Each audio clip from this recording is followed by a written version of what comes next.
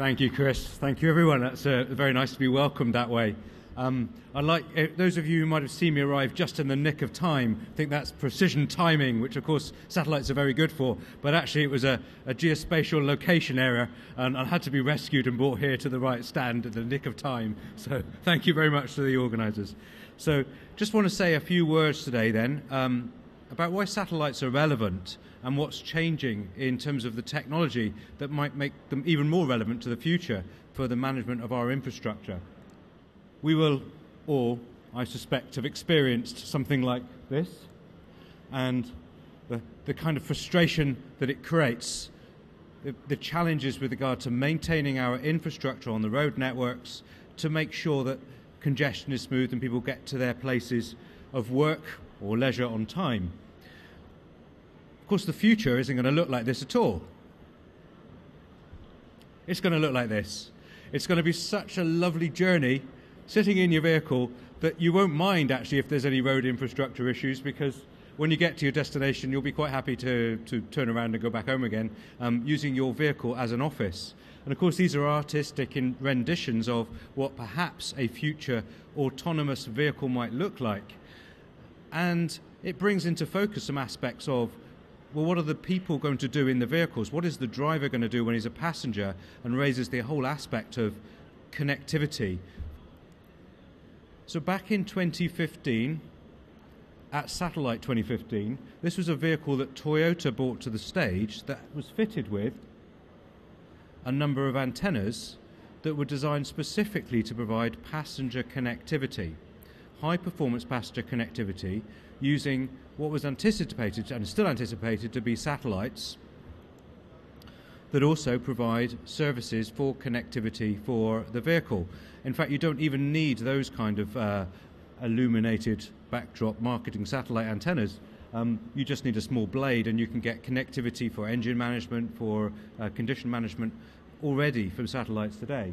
But I think one of the things this does is it opens up the opportunities, the perspectives of how does this capability actually reflect on the way we might manage our own infrastructure. So just briefly then, satellites are used really for three classes of service. Observing the environment, and I'll touch on that in a moment because it will become increasingly relevant, I think, moving forward. Positioning or locating assets, we're all familiar with satellite navigation, of course, and communicating. And satellites have been really providing these kind of services for over 25 years, 30 years, so a quarter of a century or more where they're relevant from both a consumer and an enterprise basis. But if you'll notice in the bottom right-hand corner, that's something that looks like a science fiction picture. It comes like iRobot. Actually, that's the launch vehicle stacked up with 60 satellites for Elon Musk's next generation of satellites called Starlink, which is going to be a constellation of 1,500 satellites, which is providing connectivity. And in the UK, we're also fortunate to have an organisation called OneWeb, which is going to launch 700 satellites. They already have 6 in orbit, and those satellites will be launched over the next 18 months to 2 years. And the difference between these satellites and the ones that have traditionally been used is that they're in a low Earth orbit configuration, so they're only up at a few hundred kilometres of altitude, which means that the latency is very much lower, and furthermore, the signal goes right down on top of the vehicle. So this is all being driven from the understanding, expectation that there will be a market for data services for people on the move. But of course that does mean that you can look at better connectivity for the assets on which we'll be maintaining our road infrastructure or constructing it, but also for the infrastructure itself. One of the reasons that's driving this investment is you only have to look at the cost of rollout of cellular infrastructure. So on the left is a map from Ofcom in 2013, and the pink areas show the level of connectivity by geography for 3G services in 2013. And you can see on the right that in 2013 we started rolling out 4G. And of course it didn't go into the areas that weren't covered very well. It went into the areas where there are lots of people. So this is a classical problem with regard to the need to deliver, first of all, services to where the majority of people are. Now, the RAC Foundation did some analysis of the 2016 Ofcom data, and you can see in 2016, 4G connectivity, the interesting thing is the grey spike on the right, which shows that over 50% of the strategic road network in the UK in 2016 did not have 4G coverage. Now, that's improving, but if you think about the aspect of the total road network and the need for connectivity to provide services, that's a really worrying perspective. It's estimated that the cost of rolling out 5G will be £70 billion to provide 50 megabits per second everywhere over the lifetime of the network, which is something we can't afford. This is why the interest in using satellites is coming to the fore.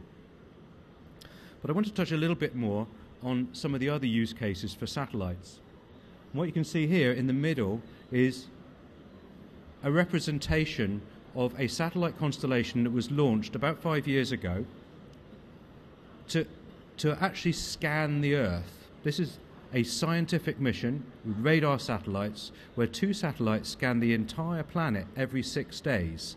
And they take radar imagery. You think, well, what's the use of that?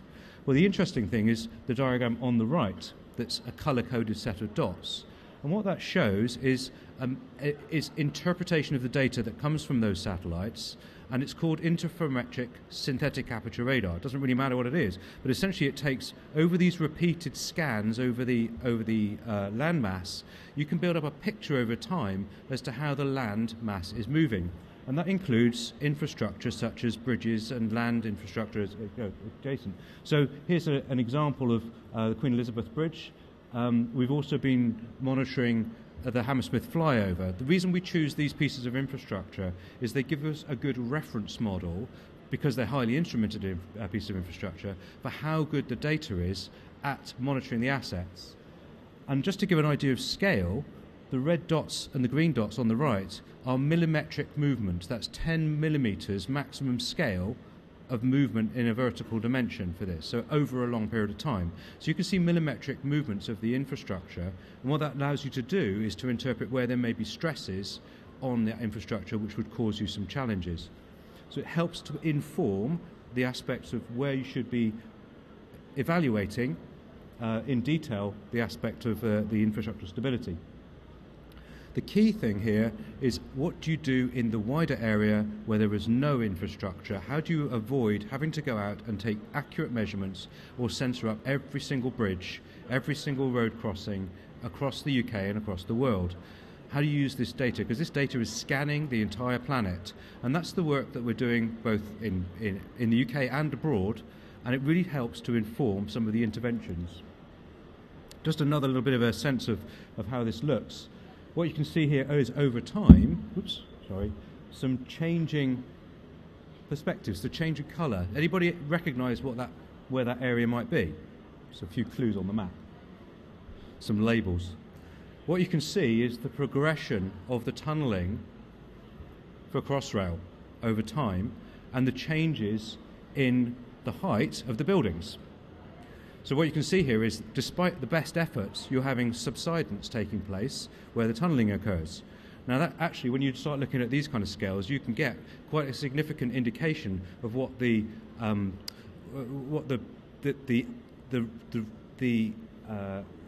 relative position movement over very quite small scales. We can get this data to around a 30 to 40 centimetre type of accuracy in terms of resolution in the XY plane, and millimetric accuracy in the vertical plane. It just gives a sense of how you can use this data to actually understand what's happening in the environment. Very difficult to do it any other way. Finally, I'd like to just give a sense of the aspect of connectivity and infrastructure. One of the purposes of the Catapult, and it's not just the satellite application Catapult, but other organisations such as Connected Places Catapult, who support the transport systems and cities. They'll be here tomorrow on the TRL stand about 12:30 if you want to find out the things they do to support industry and support SMEs. One of the purposes of the Catapult is to help foster the growth of innovation growth UKs. And I've shown on the diagram on the slide here a couple of examples. One of the companies, Valoran, is here I think it's in B71 today, and they have essentially smart cat's eyes. The idea of a smart cat's eye is that you can sense activity in the local environment. essentially that's vibration sensors, positioning sensors. You can determine what traffic is going up and down the road network and proximity to white lines. So it gives you a statistical model of what's happening on critical parts of the road network. The interesting thing here is when you start to extend that into places where perhaps it's not cost effective to apply other types of sensing infrastructure, you're making it multi-use. Just here on the left-hand side is another SME's visualization where they're essentially providing smart infrastructure to monitor activity in and around duct networks, for instance, and the secure duct networks. You combine these different types of use cases, and you can see how you can get information from the environment that would help inform the intention with regard to managing the infrastructure. So I'll just give you one sense of it's not just about the positioning aspects. Increasingly now we're seeing the use of satellites. The satellite data I was just describing is free to get access to. It's a question of how you process it and combine it with other data to really make a difference. So hopefully that was interesting. It's a little bit of a different perspective on satellite applications for the road network. So I've got a few minutes for questions if anyone has got any to ask me. Actually, I've got one. Oh, okay. If that's allowed. Thank you. How would you take this incredible data that you're capturing and filter it into a form that was understandable by a single engineering project? Well, one of the things that we do is we try and make that data and the tools available to companies that really understand the problem space. So as a satellite applications catapult, we only understand really the data and how to make it available in the tools for processing that data. So we work with organizations that really understand the problem space and join those two things together. Whether they be the data analytics folks in the agri-tech sector, it's the agronomists that understand what they're looking at when they're looking at plant-based data, if you like, from satellites.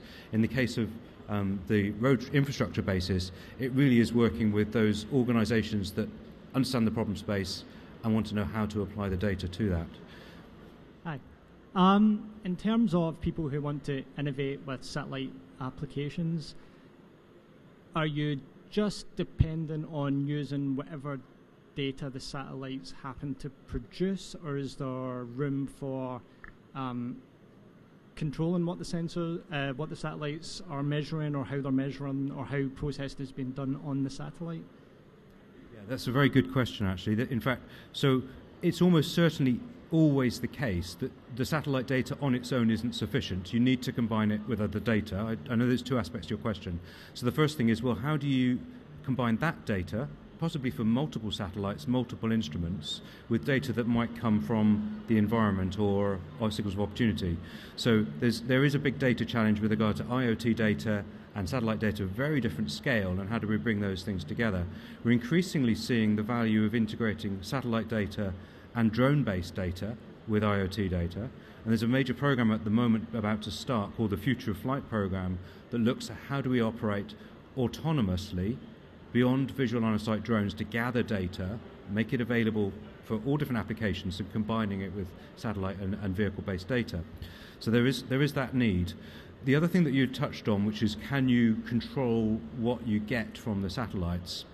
There are really two classes of satellite service. There's the scientific class that I just mentioned there, where it just basically captures data over a very wide area, makes that available. And then there is the commercial satellite operation, where you target satellites to, let's say, look at that piece of environment because I want to gather and pay for the data for that. So you can task the satellites. Increasingly, one last thing to your question, the aspect of putting algorithms actually on the satellites is becoming critical for future satellites. And that's because you can generate so much data that the bottleneck is the connectivity to the ground. And that's a really interesting research topic. Thank you very much indeed. That's time up, as they say.